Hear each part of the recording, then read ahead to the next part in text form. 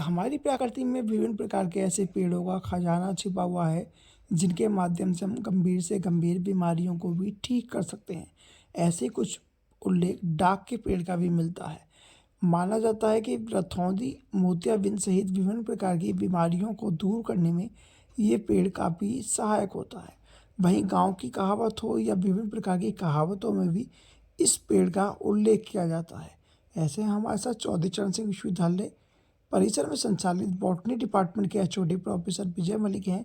हम उनसे ही जानना चाहेंगे कि इस पेड़ का किस तरीके से आम लोग आयुर्वेद के तौर पर उपयोग कर सकते हैं जिससे कि वह बीमारियों से दूर रहें। क्या बताना चाहेंगे इस पेड़ के बारे में, कितना उपयोगी है? बिल्कुल सही कह रहे हैं। जिस पेड़ के पास हम खड़े हैं उसको हिंदी में ढाक कहते हैं। जी। जिस पेड़ के पास हम खड़े हैं उसको हम ढाक कहते हैं।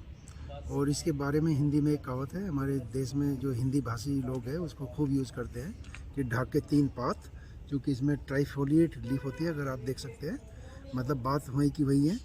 और इस प्लांट को जो है हिंदी में हम जो है पलास भी कहते हैं और अंग्रेजी में इसको हम फ्लेम ऑफ द फॉरेस्ट भी कहते हैं, या हिंदी में इसको कह सकते हैं जंगल की आग, क्योंकि इस प्लांट पर इसके फॉरेस्ट में जब फ्लावरिंग होती है ऐसा दिखाई देता है जैसे जंगल में आग लगी हो, इसलिए जो है इसको हम जंगल की आग भी कहते हैं। और इसके अलावा एक पवित्र ट्री भी है। इसका किस तरीके से मेडिसिन उपयोग होता है? मेडिसिनली भी ये प्लांट बहुत इंपॉर्टेंट है। मैं आपको बताना चाहूँगा कि ये प्लांट हमारे एपिक में भी मेंशन्ड है, महाभारत में भी मेंशन्ड है ये प्लांट। इसको हम रूट को मेडिसिनली जो है हम यूज़ कर सकते हैं, मेडिसिनली इम्पोर्टेंट होती है जो है इसका रूट। इसके अलावा इसका लीफ भी इम्पोर्टेंट होता है और इसका फ्रूट भी, सीड जिसको हम कहते हैं, और इसका फ्लावर भी हम अलग तरीके से यूज़ करते हैं। जब इसकी रूट की बात आती है तो हम इसके रूट का जो अर्क होता है उसको हम मोतियाबिंद या रतौंधी जैसी बीमारी में हम जो है आँखों में 1-1, 2-2 ड्रॉप डाल के हम जो है यूज़ कर सकते हैं और हमको उसमें राहत मिलेगी। इसके अलावा इसका जो रूट होता है, इसका रूट का अर्क लेने से हमको जो है भूख भी लगती है, यानी कि बहुत अच्छा एपेटाइजर का काम करता है। और इसकी लीफ की बात की जाए तो इसके लीफ का काढ़ा बना के हम ले सकते हैं। इसकी जो लीफ होती है उसका हम काढ़ा बना के जब हम लेते हैं, अगर पेट में किसी प्रकार का अफारा है या पेट में दर्द है उसमें राहत मिलती है। और जब इसके सीड की बात है, सीड को भी हम इसके पाउडर की फॉर्म में हम यूज़ कर सकते हैं।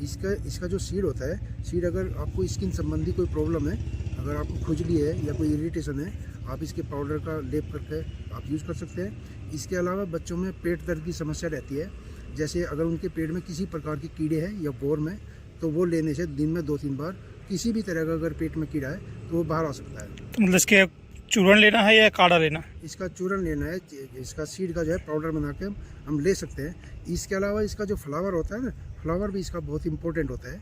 इसके फ्लावर को क्रश करके रात भर पानी में अगर हम भिगो कर रख देते हैं तो किडनी संबंधी अगर कोई प्रॉब्लम है, अगर गुर्दे का दर्द है किसी को, तो उसमें राहत मिलती है। तो फ्लावर को लेना है या उस पानी को लेना? पानी को लेना है, पानी को छान कर लेना है इसको, और उस पानी से ही जो है अगर किसी को नक्सीर वगैरह छूटती है, यानी कि नाक में अगर ब्लीडिंग होती है, तो उसमें भी इसको हम यूज़ कर लेते हैं। लोकेलिटी रेट से विशाल भटनागर की रिपोर्ट।